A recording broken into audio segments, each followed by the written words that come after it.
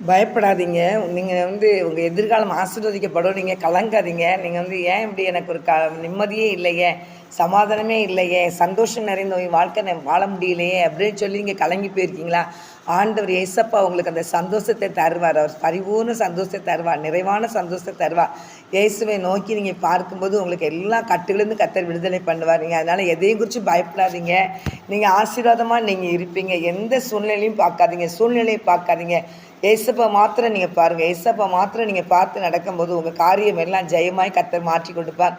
கர்த்தர் உங்கள் காரியத்தை எல்லாத்தையும் வெற்றியை தருவார். நீங்கள் பயப்படாதீங்க. இயேசு உங்களுக்கு அந்த வெற்றியை கொடுப்பார். அவருடைய பிள்ளைகளை ஒருபோதும் வெட்கப்பட்டு போகவிட மாட்டார். யாராக இருந்தாலும் ஆண்டவரை அறிந்த பிள்ளைங்களா அறியாத பிள்ளைங்களா யாராக இருந்தாலும் உங்களை ஒருபோதும் அவர் வெட்கப்பட்டு போக விடவே மாட்டார். என்கிட்ட தேவனாகிய கர்த்தர் நான் உனக்கு முன்னே போய் கோணலானங்க செம்மைப்படுத்துவேன்னு சொன்ன தேவன் செம்மைப்படுத்துகிற கர்த்தர் உங்களுக்கு முன்பாக இருக்கிறார். அதனால் எதையும் குறித்து பயப்படாதீங்க. சூழ்நிலை குறிக்காதீங்க, பயப்படாதீங்க. பார்த்து தேவனாகிய கர்த்தர் ஜெயம் கொடுக்கிற தேவன். அவர் சிலுவையில் வெற்றி எடுத்தார்.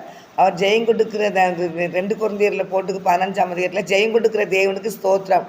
அதில் ஜெயம் கொடுக்கிற தேவன் உங்களோடு கூட இருக்கிறபடினால் கர்த்தர் என்னாலும் நீங்கள் ஜெயத்தை எடுப்பீங்க.